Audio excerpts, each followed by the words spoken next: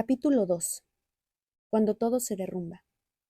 Cuando todo se derrumba y estamos al borde de no sabe qué, la prueba para cada uno de nosotros es permanecer en ese punto y no concretar. El camino espiritual no consiste en tratar de llegar al cielo y acabar accediendo a un lugar magnífico. La abadía Gampo está en una vasta explanada donde el cielo se funde como el mar. El horizonte se extiende hasta el infinito y en este vasto espacio vuelan las gaviotas y los cuervos. El marco es como un enorme espejo que exagera la sensación de que no hay lugar donde ocultarse. Además, como es un monasterio, hay pocas vías de escape. Nada de mentir, de robar, de alcohol, de sexo o de salir. La abadía de Campo era un lugar al que yo había añorado ir. Como una Trungpa Rinpoche me pidió que fuera su directora, acabé instalándome en él. Estar ahí me permitió comprobar mi gusto por los grandes desafíos, porque el primer año que pasé allí me sentí como si me hubiera hervido viva. Lo que ocurrió al llegar es que todo se me cayó a pedazos. Todas las formas que había tenido de protegerme, de engañarme, todas las vías que había empleado para mantener mi brillante autoimagen, todo se cayó a pedazos. Por mucho que lo intentara, no podía manipular la situación. Mi manera de hacer las cosas estaba volviendo locos a todos los demás y eso era algo de lo que no me podía esconder. Siempre había pensado que yo era una persona flexible y servicial y que caía bien a casi todo el mundo. Había sido capaz de arrastrar conmigo dicha ilusión a lo largo de mi vida, pero durante los primeros años en la abadía descubrí que había estado viviendo en una especie de espejismo. No es que no tuviera buenas cualidades, simplemente ya no era la mujer absolutamente maravillosa que me creía. Había invertido mucho en esa imagen de mí misma y ya no podía mantenerla más. Todos mis asuntos pendientes quedaron expuestos vívidamente, con precisión y en tecnicolor, y no solo para mí misma, también para los demás. Todo lo que no había sido capaz de ver de mí misma quedó patente de súbito, y como si eso no fuera suficiente, los demás podían opinar libremente sobre mí y mi manera de hacer las cosas. Me resultó tan doloroso que me preguntaba si volvería a ser feliz alguna vez. Sentía que me lanzaban bombas casi continuamente y que mis autoengaños estaban por todas partes. En un lugar donde se practicaba, por lo tanto, la meditación y el estudio, no podía perderme en justificaciones e intentar culpar a los demás. Esa vía de salida no estaba disponible. Por aquel tiempo nos visitó un profesor y recuerdo que me dijo: cuando seas buena amiga de ti misma, tu situación también se volverá más amistosa. Ya había aprendido previamente esa lección y sabía que era el único camino posible. Solía tener un cartel puesto en la pared que decía: solo en medida en que nos exponemos a la aniquilación una y otra vez, podemos hallar en nosotros aquello que es indestructible. De alguna manera, antes incluso de oír las enseñanzas budistas, sabía que ese es el espíritu del verdadero despertar. Tiene mucho que ver con soltarlo todo. En cualquier caso, nos desfondamos y no podemos encontrar nada a lo que agarrarnos. Sentimos un gran dolor. Es como el lema del Instituto Naropa: el amor a la verdad te pone en el sitio. Puede que tengamos una visión romántica de lo que eso significa, pero cuando la verdad nos tiene clavados, sufrimos. Nos miramos en el espejo del baño que refleja nuestros granos, nuestro rostro que revela el paso de los años, nuestra falta de bondad, nuestra agresión y timidez, todo ese material. Aquí es donde entra en escena la ternura.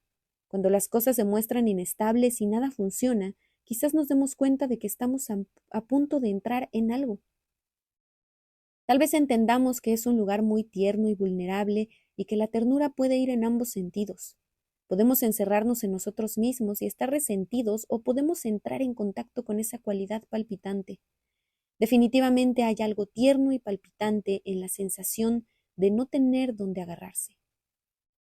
Es alguna especie de prueba, el tipo de prueba que necesitan los guerreros espirituales para despertar sus corazones. A veces nos encontramos en ese lugar a causa de una enfermedad o de una muerte y experimentamos una sensación de pérdida, pérdida de nuestros seres queridos, pérdida de nuestra juventud, pérdida de nuestra vida. Tengo un amigo que se está muriendo de SIDA. Antes de que me fuera de viaje estuvimos hablando y me dijo: yo no quería que me sucediera esto. Lo odié, y me dejó aterrizado, pero la enfermedad ha terminado siendo el mayor regalo, y continuó. Ahora, cada momento es precioso para mí. Toda mi vida significa mucho para mí. Algo había cambiado radicalmente y se sentía preparado para morir. Algo horroroso y pavoroso se había convertido en un regalo. Que todo se nos venga abajo es una prueba y también una especie de curación. Pensamos que la cuestión es pasar la prueba o superar el problema, pero en realidad las cosas no se resuelven, las cosas se caen a pedazos y después estos se vuelven a juntar. Simplemente sucede así. La curación proviene del hecho de dejar espacio para que todo esto ocurra, espacio para la pena, para el alivio, para la aflicción y para la alegría. Podemos pensar que algo nos va a producir placer, pero no sabemos qué va a ocurrir en realidad. Podemos pensar que algo nos va a hacer sufrir, pero tampoco lo sabemos con certeza. Lo más importante de todo es dejar sitio para el no saber. Tratamos de hacer lo que pensamos que nos puede ayudar, pero no sabemos. Nunca sabemos si nos vamos a caer redondos o si vamos a poder aguantar derechos. Cuando vivimos una gran decepción, no sabemos si ahí se acaba la historia. También podría ser el principio de una gran aventura. Leí en alguna parte sobre una familia que tenía un hijo único. Eran muy pobres y su hijo era la cosa más preciosa para ellos. Lo único importante era que algún día les podría aportar prestigio y ayuda financiera. Un día el hijo se cayó de un caballo y quedó cojo. Aquello parecía el final de sus vidas. 2 semanas después llegó el ejército al pueblo y reclutó a todos los jóvenes sanos y fuertes para enviarlos a la guerra, mientras que a él se le permitió quedarse y cuidar de su familia. La vida es así. No sabemos nada. Decimos que las cosas son buenas o malas, pero en realidad no lo sabemos. Cuando todo se derrumba y estamos a punto de no sabe qué, la prueba para cada uno de nosotros es quedarnos en ese punto, en ese límite y no concretar. El camino espiritual consiste en tratar de llegar al cielo y finalmente acceder a un lugar magnífico. El camino espiritual no consiste en tratar de llegar al cielo y finalmente acceder a un lugar magnífico. De hecho, esta manera de mirar las cosas es lo que nos hace ser desgraciados. Pensar que podemos encontrar placeres duraderos y evitar el dolor es lo que en el budismo se llama samsara. Un ciclo sin salida que da vueltas y vueltas interminablemente y nos causa un gran sufrimiento. La primera de las nobles verdades del Buda señala que el sufrimiento es inevitable para los seres humanos mientras pensemos que las cosas son duraderas, que no se desintegran, que podemos contar con ellas para satisfacer nuestra necesidad de seguridad.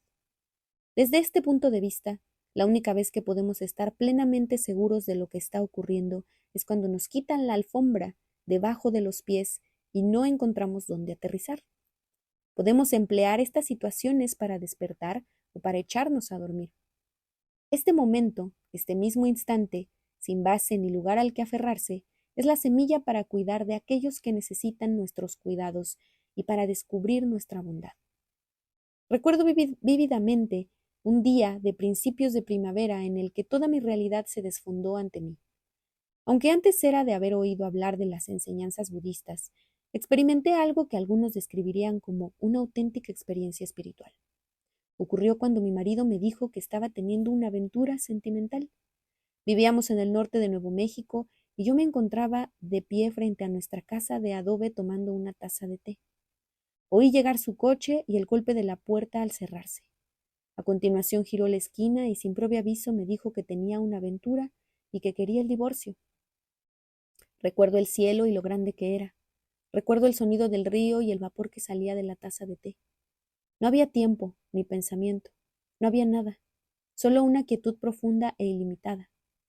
Poco después volví en mí. Tomé una piedra del suelo y se la tiré. Cuando la gente me pregunta cuál fue mi vía de entrada en el budismo, siempre les digo que entré porque estaba muy enfadada con mi marido, pero la verdad es que me salvó la vida. Cuando mi matrimonio se desmoronó, traté de donadamente, por todos los medios a mi alcance, de volver a encontrar algún tipo de comodidad, de seguridad, algún lugar de descanso que me fuera familiar. Afortunadamente para mí no pude encontrarlo. Sabía instintivamente que mi única salida era la aniquilación de mi viejo yo dependiente. Entonces fue cuando puse en la pared el cartel que antes he mencionado. La vida es un buen maestro y un buen amigo. Con solo que podamos darnos cuenta de ello, vemos que las cosas están siempre en transición. Nada sucede al gusto de nuestros sueños.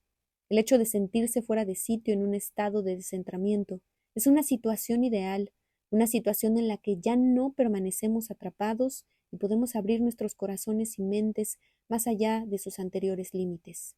Es un estado muy sensible, no agresivo y de final abierto.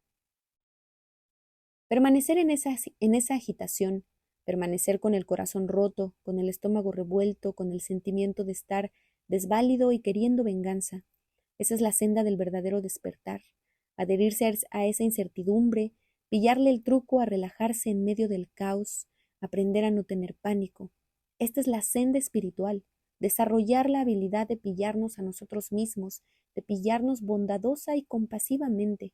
Esta es la senda del guerrero, pillarnos una y otra vez, nos guste o no, cada vez que estemos aferrándonos al resentimiento, a la amargura o a la justa indignación, y cada vez que estemos aferrándonos a lo que sea, incluso a la sensación de alivio o al sentimiento de estar inspirados.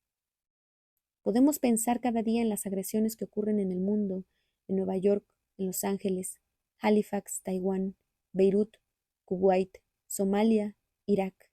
En todas partes, en todos los lugares del mundo, alguien golpea a su enemigo y el dolor va aumentando en una espiral infinita. Reflexionemos este hecho cada día y preguntémonos, ¿voy a añadir más agresividad al mundo?